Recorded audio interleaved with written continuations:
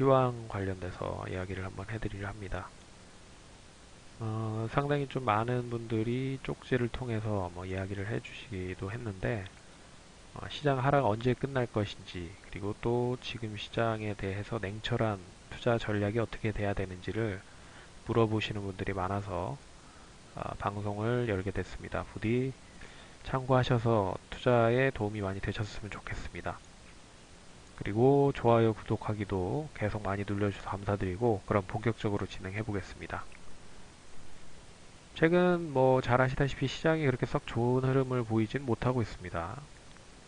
그래도 예전에 대한 부분을 보면 어느 정도 좀 해답이 나올 것으로 좀 보고 있어서, 최근에 가장 많이 하락을 했었던 서프라임 모기지대를 비교하기는 좀 그렇지만, 비교를 해서 한번 설명을 해드리고 시간을 한번, 네, 어떻게 되는지를 보고 이야기를 해드리려 합니다. 그러면 본격적으로 이야기를 해보도록 하죠. 지금 보시면, 일단 뭐 글로벌 증시 하락이 계속적으로 이어지면서 우리 시장까지 연결이 되는 모습들이 나타났고요. 음, 최근 급락했던 서프라임 모기지 때를 보면 07년과 08년도에 본격적으로 하락을 했습니다. 그래서 하지만 이제 서프라임 자체는 금융 플랫폼에 대한 자체 붕괴가 이뤄지면서 글로벌적으로 위기 사태를 초래한 부분들이기 때문에 지금이랑은 좀 차이가 좀 큰 부분이 없지 않아 있죠. 지금은 경제 활동이 코로나 때문으로 하지 못하고 있기 때문에 소비가 줄어들고 공장 같은 게 가동이 중단되고 뭐 이런 상태인 거잖아요. 그래서 어, 결국에는 원활하게 가계 기업 정부가 돌아다니지 못하는 그런 뭐 영향을 좀 보이고 있기 때문에 기업 입장에서는 공장이 가동이 못 되고 수익성이 상당히 줄어들고 있는 부분이고, 그리고 정부 입장에서는 역시나 뭐 원활하게 좀 경제 성장이 이루어져야 결론적으로 이 나라가 제대로 될 구실을 좀 하는 부분이 있지만, 소비 생활도 안 되고 생산도 안 되는 부분들이기 때문에 결국에 정부 입장에서도 상당히 좀 성장률이 더디는 부분이고, 여기에 가게 입장도 마찬가지입니다. 지금 뭐 우리나라 대부분 가게들, 특히나 어르신들 분들 계신 분들이나 아기들 있는 집은 거의 외출을 안 하기 때문에 상당히 이제 가게 입장에서도 마이너스가 계속 되고 있죠. 그렇기 때문에 이게 총괄적으로 좀 안 좋은 모습들을 보이고 있고, 한 나라가 이렇게 되다 보니 뭐 무역도 줄어들고 있고 유가도 하락을 하고 있고 뭐 계속 뭐 이런 부분들이 계속 나오고 있습니다.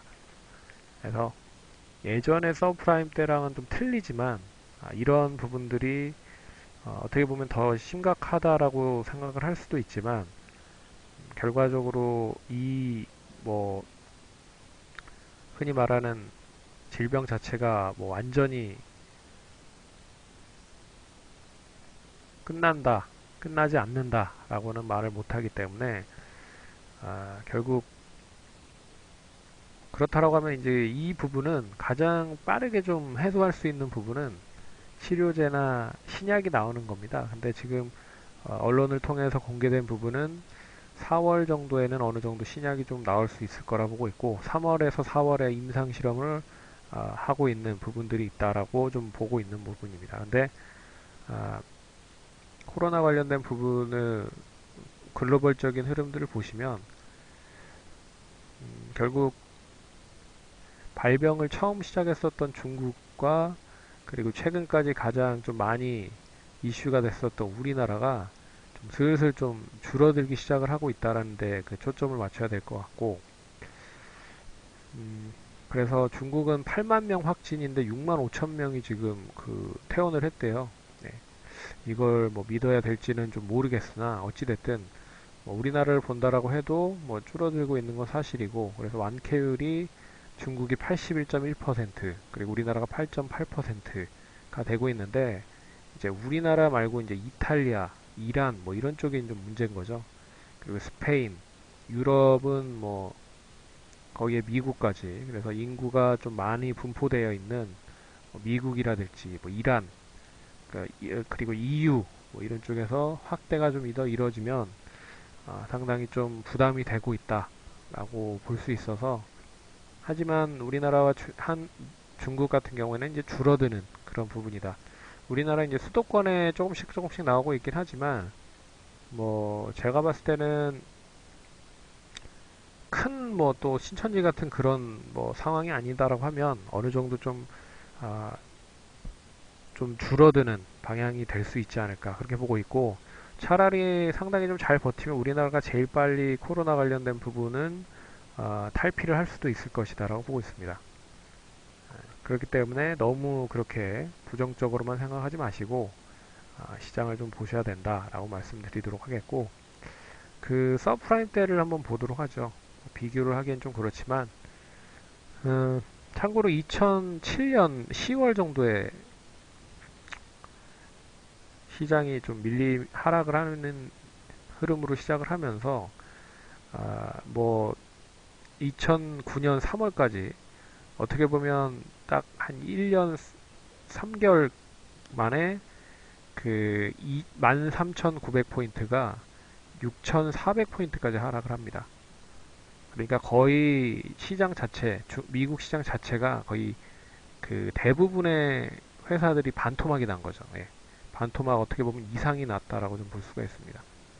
그래서 상당히 좀 힘든 가운데 힘든 부분을 겪었지만 2009년 3월을 기점으로 해서 다시 어느 정도 자리를 잡는 데까지는 2013년 5월 정도가 됐습니다. 그러니까 결론적으로 한 1년 동안 하락을 한 걸 3년 동안 기다리면서 일단 복구가 된 부분입니다. 거의.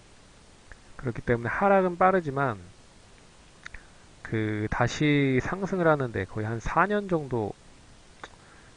정도가 되는 그런 시점이겠네요. 2009년 2월에서 2013년 4월 정도가 되니까 4년 정도 되겠네요.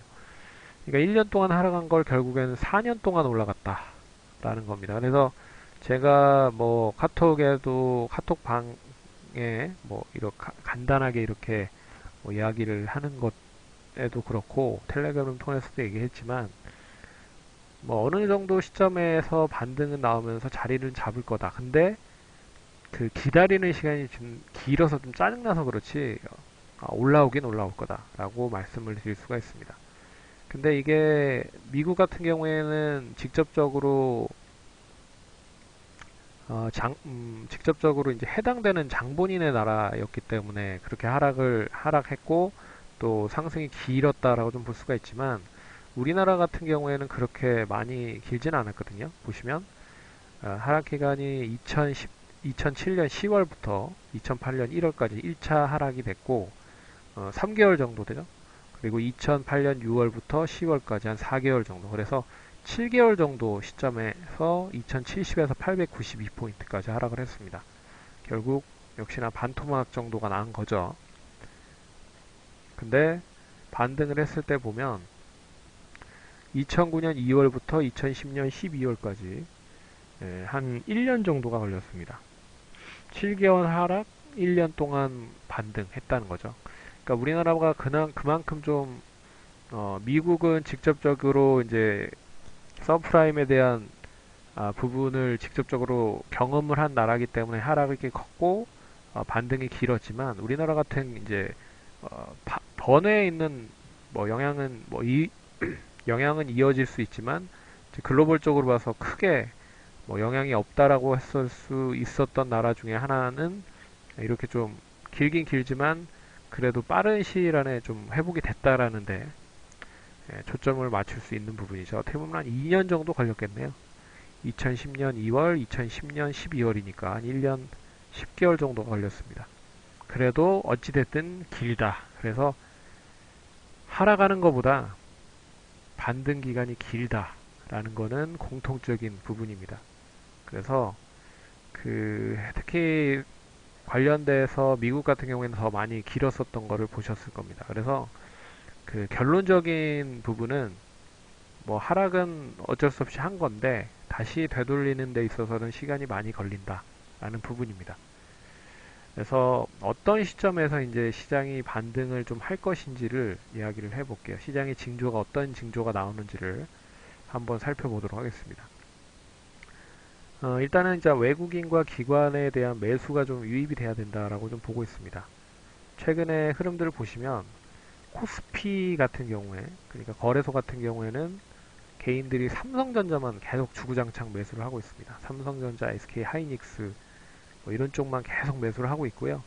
근데 이 SK 하이닉스와 삼성전자만 합치더라도 시가총액이 거래소 기준 한 35%에서 40%를 좀 보입니다. 그러면 이 두 종목을 사면 결국에는 주가, 그러니까 시장 자체를 방어를 할 수 있는 역할을 한다는 거죠. 그렇기 때문에 코스닥 시장이 한 지난주 금요일 날 7%까지 하락을 했지만 코스피 같은 경우는 한 3% 정도로 낙폭이 줄었던 부분은 그 이유라고 좀 볼 수가 있습니다. 그래서 외국인과 기관의 매수가 유입이 돼야 되는데 종목들로 좀 매수가 유입이 돼야겠죠, 결국엔. 그래서 삼성전자나 SK 하이닉스도 개인들이 매수를 하는 것보다 외국인 기관들이 매수를 해야 된다. 그리고 지난주에 연기금이 매수세가 유입이 됐다라는 것도 좀 긍정적이지만 전반적으로 좀 수급 자체가 확대가 돼야 되는 부분입니다. 그래서 수급을 한번 볼게요. 수급을 보시면 지금 보시면 이제 개인들이 이게 2020년 1월부터 2020년 3월 14일까지의 수급입니다. 누적 순매수로 15조를 개인이 샀고요. 9조를 외국인이 팔았습니다. 역시 7조를 기관이 팔았고요. 지난주 금요일 날 5천억을 연기금이 매수를 했습니다. 그런 걸로 봤을 때는 뭐 기관에 대한 매수는 연기금이라고 좀 보고 있고 뭐 투신 쪽이라든지 뭐 이런 쪽에서 좀 매수를 해야 된다. 금융투자 뭐 이런 쪽에서 매수를 해야 된다. 그래서 외국인 기관 쪽에서의 매수가 좀 늘어나야 된다라고 하는 게 첫 번째 흐름인 것 같고요. 코스닥도 마찬가지입니다. 코스닥도 그나마 코스닥은 외국인들이 좀 매수를 하고 있는 부분이죠. 그럼에도 불구하고 지금 1월부터 3월 14일까지의 흐름들을 보시면 개인들만 3조를 샀고요. 외국 기관과 외국인은 동반 뭐 1조 1000억, 1조 7천억 정도 매도를 했습니다. 결국엔 뭐 여기에서 이제 연기금 쪽에서 한 187억 정도만 매수를 했었던 부분들이 나왔는데 시장 자체를 부양을 하기 위해서는 결론적으로 기관과 외국인에 대한 매수가 필요하다라는 거는 명심하셔야 될 부분입니다. 뭐 선물 같은 경우에는 뭐 선물 옵션 부분의 만기가 이제 지나기이기 때문에 크게 이제 변동 사항은 없을 것 같습니다. 외국인이 선물을 매수를 했다라는 뜻은 결국에 뭐 지수를 좀 방어를 하겠다라는 의지로 좀 볼 수가 있었던 부분이었습니다. 그래서 그런 부분으로 좀 해석을 하시면 좋을 것 같다라고 보고 있기 때문에 그리고 분명히 말씀드리지만 코로나 관련 확산이 줄어드는 시점 전에 이미 주가는 먼저 움직인다라는 뜻을 볼 수가 있습니다. 그러니까 코로나가 이제 좀 잠잠해진다라고 하면 시장은 이미 많이 올라왔을 거라는 거죠. 그렇기 때문에 이 코로나 확산보다는 더 빠르게 주식시장이 올라갈 거다라는 거는 아, 좀 선행적으로 움직일 것 같다라고 생각을 합니다. 그리고 반등의 시점 이제 기업 입장에서는 이제 슬슬 기업들 돈 많은 기업들 있죠. 돈 많은 기업들이 나는 돈이 많은데 회사 주가는 거의 이제 많이 떨어졌어. 그러면 자사주를 매입하기 시작할 겁니다. 뭐 삼성전자도 그렇고 뭐 좀 그래서 돈이 많은 회사들을 잘 보시면 실적도 받쳐주고 탄탄한 우량 기업이다. 그러는 기업들은 뭐 자사주 매입이라든지 대주주나 대표들이 이제 주식을 매입을 할 겁니다. 왜 그러냐면 뭐 회사를 제일 잘하는 업체들이기 때문에 업체가 본인 업체일 거 아니에요. 근데 뭐 이러한 악재로 인해서 주가가 떨어졌다? 그러면 차라리 지분율까지 적다라고 하면 매수를 해야겠죠. 그런 의미에서 자사주 매입이나 대표나 대주주 등이 매수를 할 겁니다. 그래서 뭐 종목마다는 보시면 내 종목이 자사주 매입 같은 걸 하는지 안 하는지를 좀 보시면 주가에 얼마만큼 관심을 가지고 있는지 안 가지고 있는지를 알 수가 있을 것 같고요. 대래 주가가 상당히 많이 하락을 했음에도 불구하고 주식을 살 돈이 없어서 매수를 못하는 경우가 많기 때문에 이런 부분에 있어서는 좀 돈이 많고 현금이 많고 좀 우량한 기업에 속할 가능성이 높다라고 볼 수 있습니다. 그리고 실적이 계속 좋아질 기업들은 외국인들이나 기관의 매수가 슬슬슬 들어올 겁니다. 왜? 전반적으로 다 주가가 많이 하락을 했기 때문에 가격 매력이 상당히 높아졌다는 거죠. 그러면 똑같은 뭐 1,000원짜리 기업이라고 해도 이 회사는 10,000원을 가야 되는데 흔히 말해서 1,000원이 된 거랑 이 회사는 5,000원이 돼야 되는데 1,000원이 된 거랑은 틀린 거죠. 똑같은 가격이에요. 그럼 뭘 살 겁니까? 예, 거기로 이제 해답을 할 수가 있는 거죠. 예, 그렇게 보시면 좋을 것 같고 차트를 한번 보겠습니다. 차트를 보시면 어느 정도 이제 기술적 분석이란 걸 해볼 수가 있기 때문에 선을 뭐 그는 걸 그렇게 썩 좋아하는 부분은 아니지만 코스피 흐름으로 보시면 이 월봉이거든요. 월봉상 흐름을 보시면 추세 자체가 이렇게 그어보면 결론적으로 이 추세를 이탈을 시켰죠. 이번 달에 이탈을 시켰습니다. 그래서 그 이탈된 부분이 예전에 그 상당히 좀 길게 횡보를 했었던 구간의 저점까지 임박을 했습니다. 그래서 이 구간까지 임박을 했기 때문에 어떻게 보면 2011년부터 2017년 한 7년간 조정권에 있는 지지선까지 이제 하락을 했었던 부분이죠. 그래서 이 지지선을 얼마만큼 지지를 해주냐가 관건일 것 같습니다.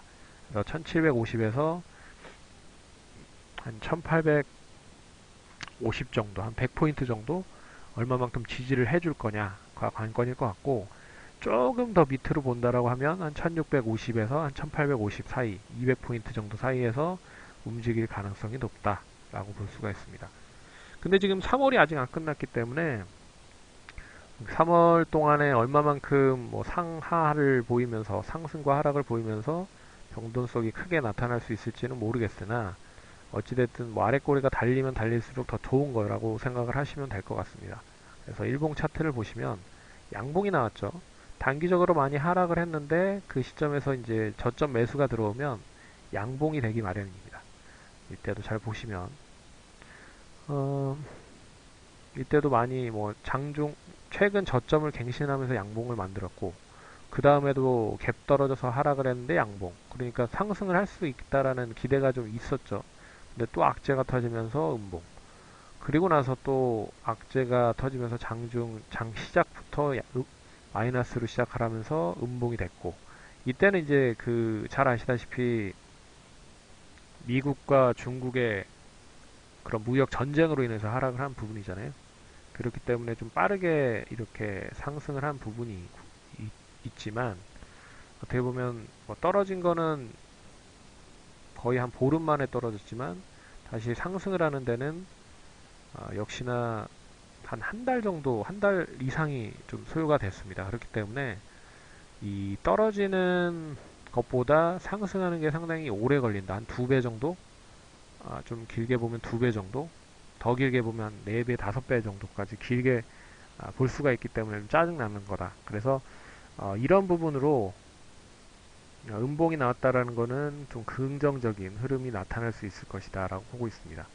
그리고 나서 이제 추가적인 하락이 좀 진정이 되기 위해서는 기술적인 흐름으로 봤을 때 뭐 이렇게 옆으로 횡보를 한 뭐 이틀에서 3일 정도를 해야 된다는 거죠.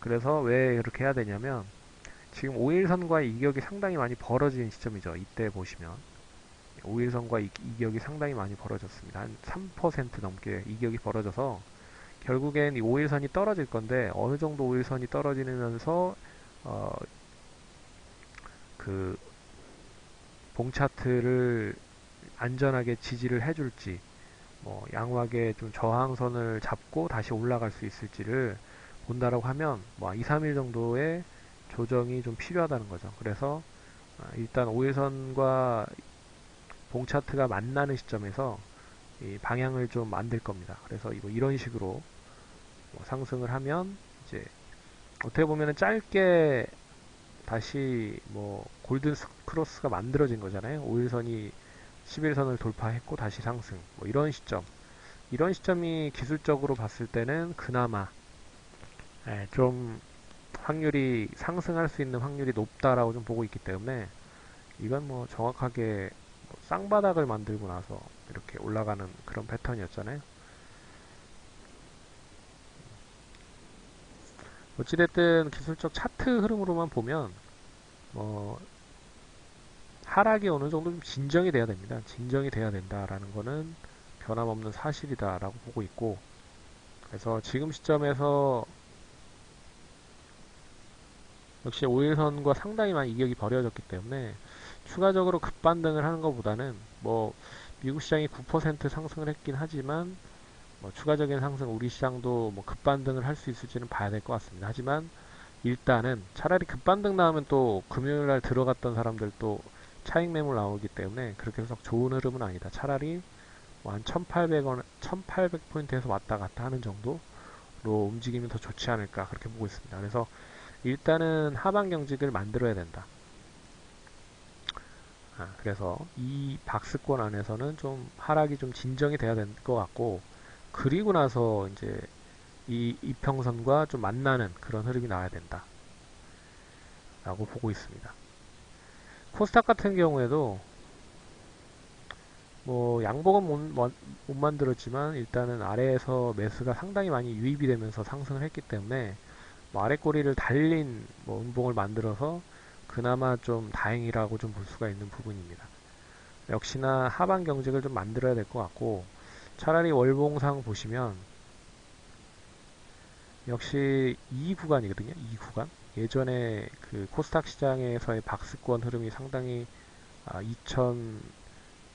2009년부터 2015년까지 한 6년간 박스권 흐름을 보였었던 이 저점 부근 때까지 한 490, 500포인트까지 하락을 했다 다시 올라갔기 때문에 혹시라도 떨어지면 한 400, 뭐 한 60에서 550 사이 정도, 한 100포인트 정도 사이에서 움직일 수 있지 않을까 그렇게 보고 있고요.